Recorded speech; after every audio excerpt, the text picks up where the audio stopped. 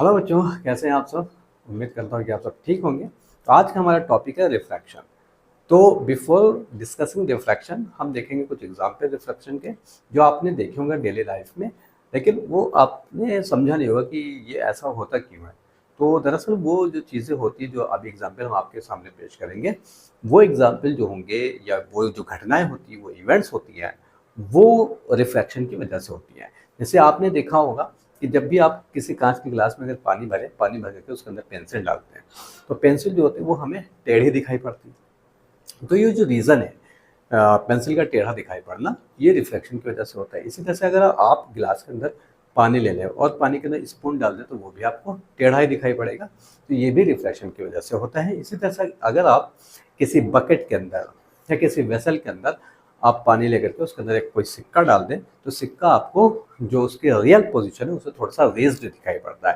तो ये भी जो इंसिडेंट है, ये भी जो फिनोमेना है, ये रिफ्रैक्शन की वजह से ही होता है। तो एक्चुअली रिफ्लेक्शन होता क्या है, तो रिफ्लेक्शन आइए देखते हैं कि रिफ्लेक्शन होता क्या है। तो रिफ्रैक्शन क्या होता है उसको देखेंगे।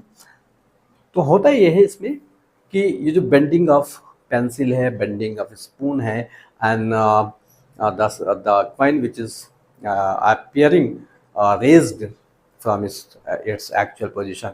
तो ये सारी जो कंडीशंस है, ये जो फेनोमेना है, ये सब रिफ्लेक्शन की वजह से। तो रिफ्लेक्शन होता है क्या, रिफ्लेक्शन में दरअसल होता है कि जब लाइट एंटर करती है एक किसी ट्रांसपेरेंट मीडियम से तो और दूसरे ट्रांसपेरेंट मीडियम में जब जाती है, तो उसका जो डायरेक्शन होता है वो डायरेक्शन चेंज हो जाता है। ओके, तो इसके लिए हम क्या करेंगे, आपके सामने एक फिगर बनाएंगे और फिगर से आपको समझाएंगे कि रिफ्लेक्शन क्या होता है। ये मान लीजिए कि एक इंटरफेस है जो दो मीडियम को अलग कर रही है। एक मीडियम इधर है और एक मीडियम इधर है। यहाँ पे अगर हम ड्रा कर लेते हैं इस तरह से एक परपेंडिकुलर, ये दोनों मीडियम को सेपरेट करने वाला इंटरफेस है। ये हो गया परपेंडिकुलर। एक हमने कोई लाइट रे ले ली, ये लाइट रे है जो एक मीडियम से चल रही है। इधर हमारे पास मीडियम 1 है और इधर हमारे पास मीडियम 2 है। यहाँ से ये लाइट रे चल रही है, एक मीडियम से जा रही है, दूसरे मीडियम में जब जाएगी तो इस तरह से इसका पाथ चेंज हो जाएगा। अब ये पाथ ऐसा भी हो सकता है कि ये नॉर्मल की तरफ ये बेंड कर जाए ये लाइट रे, या ये नॉर्मल से दूर भी हट सकती है। दोनों ही कंडीशन पॉसिबल है, लेकिन बेंड होगी, ज़रूर होगी, और इसी फिनोमेनन को कहते हैं refraction.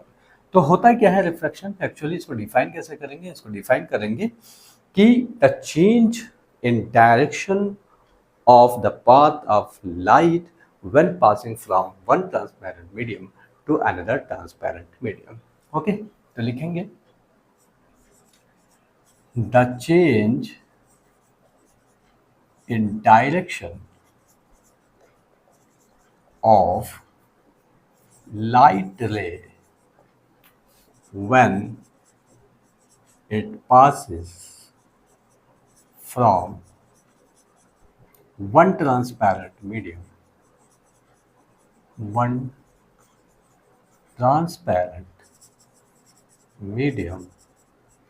to another transparent medium, इसी को हम कहते हैं रिफ्रैक्शन। ठीक, अब जब ये रिफ्लेक्शन हो जाएगा तो उस वक्त होता क्या है कि यहाँ पे एक लाइट रे एक मीडियम से चलती है और वो लाइट रे दूसरे मीडियम में एंटर करती है। जो लाइट रे किसी एक मीडियम से आती है, इस लाइट रे को बोला जाता है इंसिडेंट रे। ये हो गई इंसिडेंट रे। ये वाली जो लाइट है इसका पाथ चेंज हो गया है, इसका डायरेक्शन चेंज हो गया है, यानी ये जो लाइट है वो रिफ्रैक्ट हो चुकी है, इसलिए इस रे को बोला जाता है रिफ्रैक्टेड रे। अब आप देखेंगे कि यहाँ पे एक एंगल बन रहा है। एंगल किसके बीच में है, इंसिडेंट रे और नॉर्मल के बीच में एक एंगल बनता है, और इस एंगल को बोला जाता है एंगल ऑफ इंसिडेंस। तो ये है हमारे पास एंगल ऑफ इंसिडेंस, और इसको आई से रिप्रेजेंट किया जाता है। इसी तरह से यहाँ पे एक एंगल बनता है, और इस एंगल को बोला जाता है एंगल ऑफ रिफ्रैक्शन,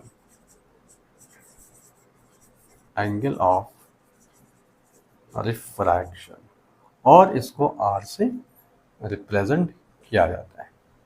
ठीक, और ये क्या है, जो परपेंडिकुलर है, इस परपेंडिकुलर को कहा जाता है नॉर्मल। तो इस तरह से जब भी रिफ्रैक्शन होगा तो ये सारी चीज़ें हमें देखने को मिलेंगी।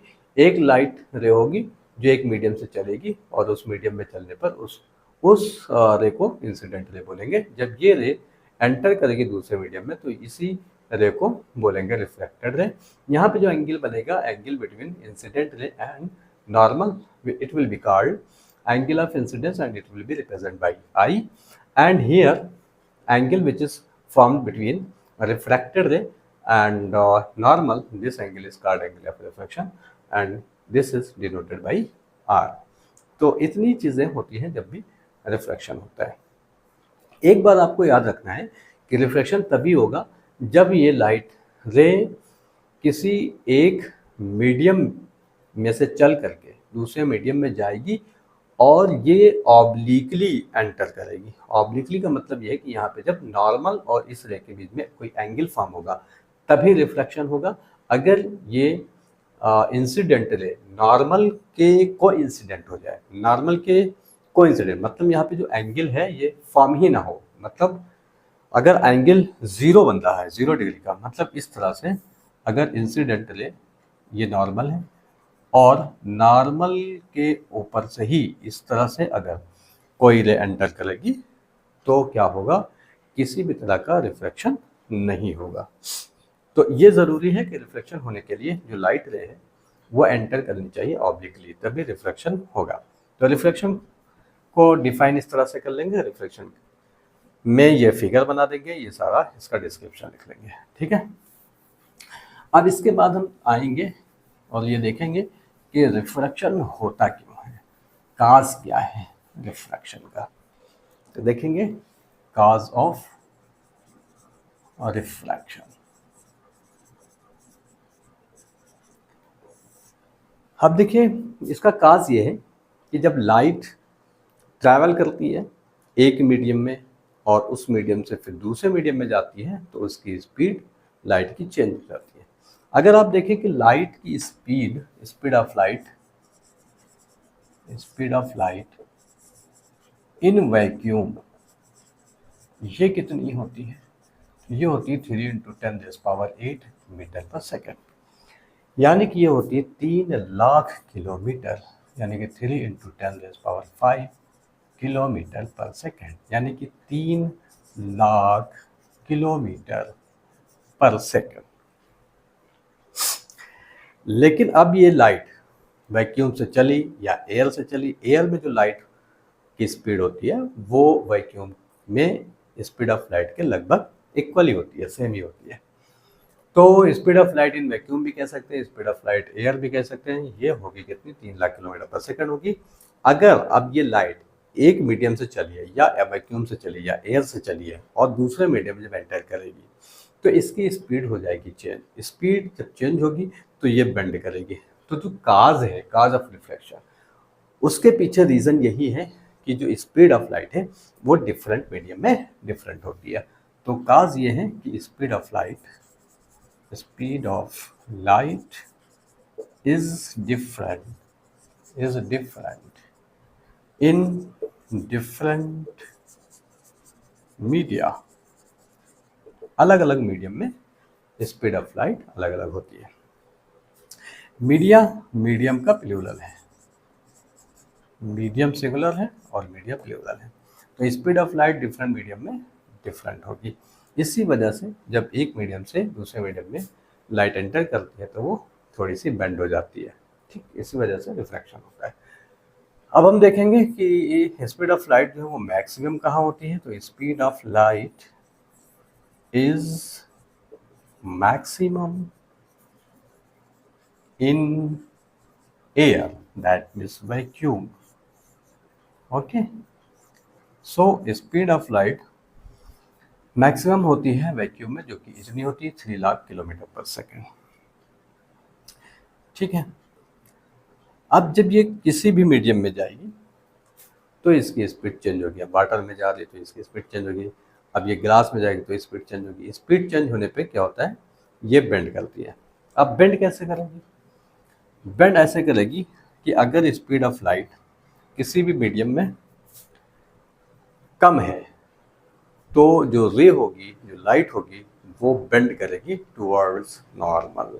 तो हम ये लिख सकते हैं कि the light, the incident ray लिख सकते हैं, the incident ray bends towards normal, towards normal if the speed of light in that medium is less than that of air। यानी कि अगर कोई लाइट रे एंटर कर रही है एयर से चल करके किसी मीडियम में, और उस मीडियम में स्पीड ऑफ लाइट कम हो जाती है तो वो नॉर्मल की तरफ बेंड करेगी। और अगर ऐसे मीडियम से चल रही है जिसमें स्पीड ऑफ लाइट कम है और दूसरे मीडियम में गई जिसमें स्पीड ऑफ लाइट ज़्यादा है, तो वो क्या होगी, वो दूर भाग जाएगी नॉर्मल से। तो इसको भी हम लिख सकते हैं कि the incident ray bends away from normal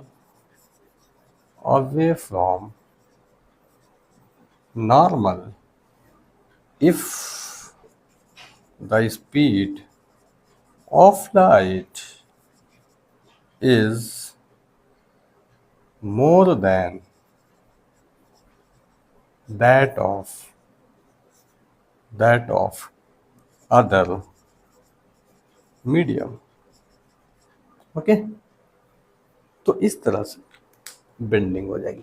अब हम ये देखेंगे कि जिस मीडियम में स्पीड ऑफ लाइट कम होती है वो मीडियम कौन सा कहलाता है, जिसमें स्पीड ऑफ लाइट ज़्यादा होती है वो मीडियम कौन सा कहलाता है।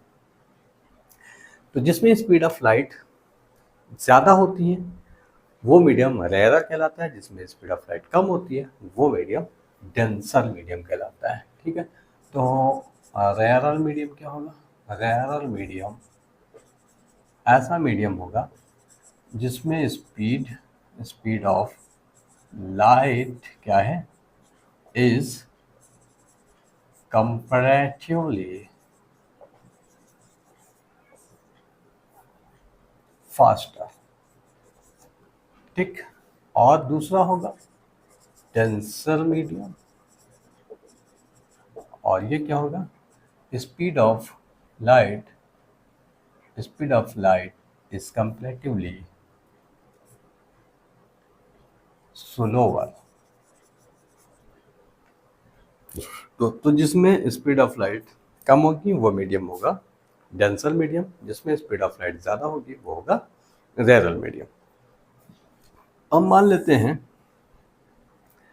कि यहाँ पे हमारे पास मीडियम 1 है और ये है एयर, और यहाँ पे मीडियम 2 है और ये है सपोज वाटर। यहाँ से लाइट चलती है और यहाँ से चल करके इसके अंदर एंटर करती है। तो यहाँ पे स्पीड ऑफ लाइट ज़्यादा होगी, यहाँ पे स्पीड ऑफ लाइट कम होगी, क्योंकि वाटर जो है वो डेंसर मीडियम है और एयर रेयरर मीडियम है। तो क्या होगा कि लाइट जब एंटर करेगी तो ये टुवर्ड्स नॉर्मल बेंड करेगी। ठीक, इसका जस्ट अपोजिट अगर मान लीजिए कि यहाँ के ऊपर वाटर इधर है, सपोज ये मीडियम 1 है और वाटर इधर है, और ये एयर है, ये मीडियम 2 है। यहाँ से लाइट एंटर करेगी, डेंसर मीडियम से रेयरर मीडियम में जाएगी तो ये दूर भाग जाएगी, अवे फ्रॉम नॉर्मल बेंड कर जाएगी। ठीक, तो इस तरह से जो लाइट होती है उसका जो बेंडिंग होता है वो डिपेंड करता है कि वो रेयरर मीडियम से डेंसर में जा रही है या डेंसर से रेयरर मीडियम में जा रही है। अगर रेयरर से डेंसर में जा रही है तो टुवर्ड्स नॉर्मल, और अगर डेंसर से रेयर में जा रही है तो अवे फ्रॉम नॉर्मल हो जाती है। ठीक है, तो ये हो गया। अब हम इसके बाद देखेंगे कि रिफ्लेक्शन के लॉज हैं, देखेंगे लॉज ऑफ रिफ्रैक्शन। ठीक, इसके दो लॉज हैं। पहला लॉ क्या है? पहला लॉ ये है कि इसमें इस फिगर के अंदर अभी हमने देखा था कि एक रे ये है, एक रे ये है, और ये है नॉर्मल, ये है नॉर्मल, ये है इंसिडेंट रे, ये है इंसिडेंट रे, और ये है रिफ्रैक्टेड रे। ये अभी हम देख चुके हैं। तो पहला लॉ ये होता है, और ये जो है ये जो पॉइंट होता है इसको पॉइंट ऑफ इंसिडेंस बोला जाता है। ठीक है, तो पहला लॉ ये है कि इंसिडेंट रे और रिफ्रैक्टेड रे और normal to the point of incidence, ये तीनों के तीनों सेम प्लेन पर ही लाई करते हैं। तो पहला लॉ में हम लिख सकते हैं कि the incident ray, the incident ray, the refracted रे, the refracted ray and the normal to the interface at the point of incidence all lie in the same plane, in the same plane. ठीक, incident ray, reflected ray and the normal to the interface, at the normal to the interface. Interface क्या है? ये interface है जो दो medium को अलग कर रहा है। तो ये जो नॉर्मल है जो इंटरफेस के ऊपर ड्रा किया गया है, यहाँ पर पॉइंट ऑफ इंसिडेंस पर ये तीनों ही एक ही सेम प्लेन पे लाई करते हैं। जैसे कि हमने यहाँ पे फिगर बनाया है, तो हमारे पास पेन जो है ये बोर्ड है, इसी बोर्ड पे तीनों के तीनों लाई करेंगे। तो उसके बाद जो सेकंड लॉ है, सेकंड लॉ में ये होता है कि अगर आप यहाँ पे देखें, यहाँ पे जो एंगल बन रहा है एंगल ऑफ इंसिडेंस, और ये जो एंगल बन रहा है एंगल ऑफ रिफ्रैक्शन, ये दोनों एंगल जो होते हैं वो कभी भी सेम नहीं हो सकते हैं अगर रिफ्रैक्शन हुआ है तो। ये वाला एंगल ग्रेटर है, ये वाला एंगल स्मॉलर है। तो जो सेकंड लॉ होता है वो लॉ ये कहता है कि जो एंगल ऑफ इंसिडेंस है उसकी साइन और एंगल ऑफ रिफ्रैक्शन उसकी साइन का जो रेशो होता है वो एक कांस्टेंट होता है। यानी कि हम ये कह सकते हैं सेकंड लॉ में कि the ratio of angle, the ratio of sine of angle of refraction, angle of incidence, angle of incidence to the sine of angle of refraction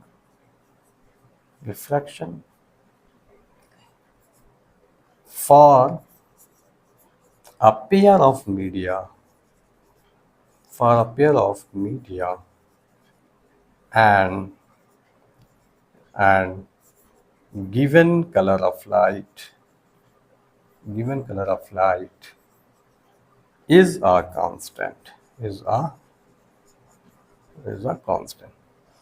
The ratio of sine of angle of incidence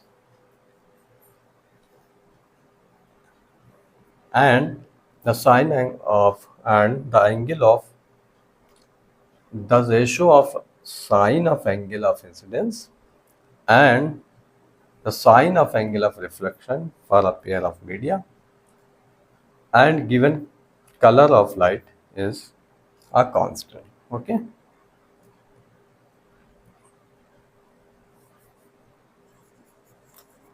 तो यहाँ से ये हमें मिल जाएगा कि sine I by sine r is are constant, और ये जो कांस्टेंट है उसको एन से रिप्रेजेंट किया जाता है या कहीं कहीं पर इसको म्यू से भी लिखा जाता है। यानी कि ये आ जाएगा sine i upon sine are equal to N, या फिर sine i upon sine are equal to mu. ये म्यू है, ठीक, म्यू से भी रिप्रेजेंट किया जाता है या फिर एन से भी रिप्रेजेंट किया जाता है। तो ये दो लॉज हैं रिफ्लेक्शन के, ये पूछे जाते हैं, इम्पॉर्टेंट है। ओके, अब यहाँ पे हम ये देखेंगे कि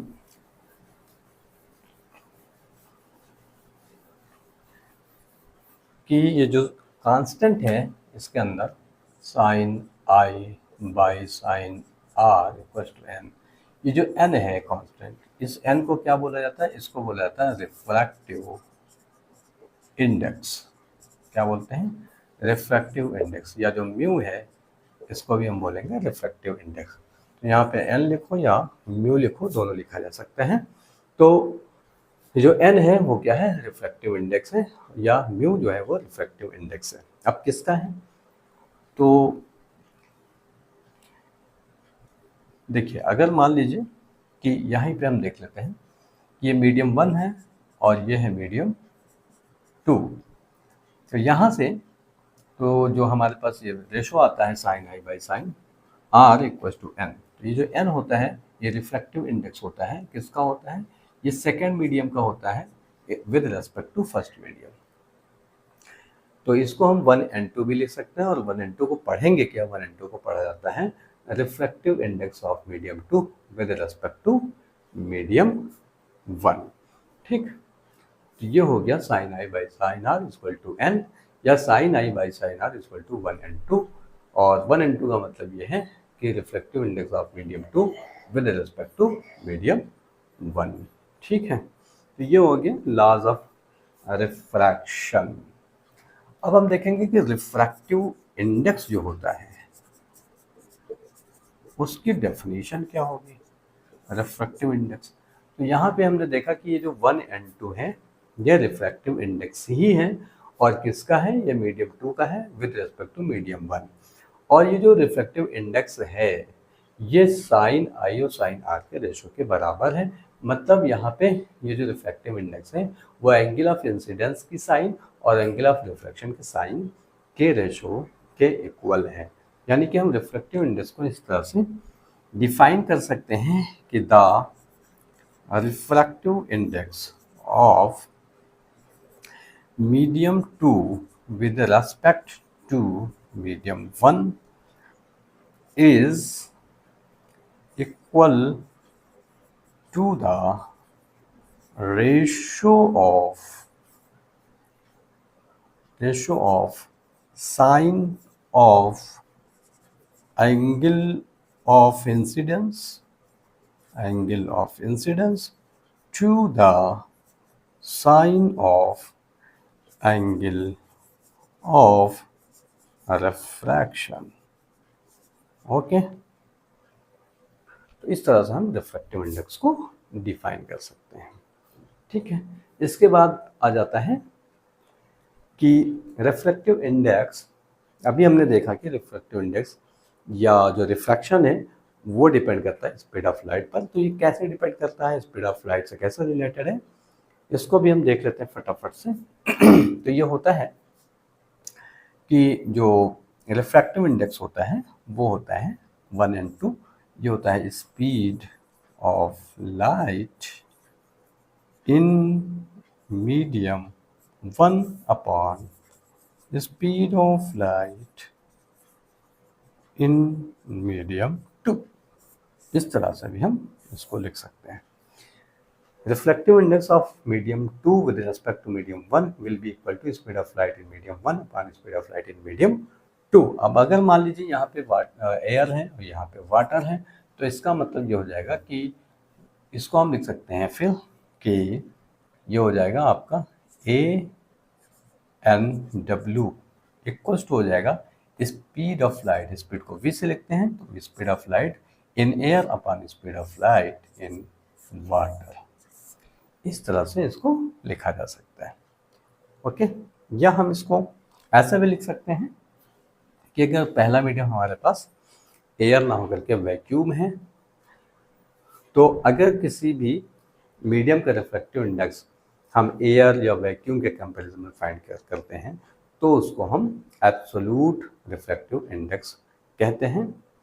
तब उस कंडीशन में जो रिफ्रैक्टिव इंडेक्स हो जाता है उसमें ये होता है कि refractive index of medium equal to हो जाता है speed of light in vacuum upon speed of light in medium. तो वो देखेंगे नेक्स्ट टाइम पे। आज इतना ही रखेंगे, बाकी देखेंगे, मिलते हैं नेक्स्ट वीडियो में। ठीक, इसी तरह से आप हमारे साथ बने रहिए और ये सारे टॉपिक हम आपको क्लियर कराते चलेंगे, आपका प्रिपरेशन बढ़िया करवाते चलेंगे। Okay, thank you.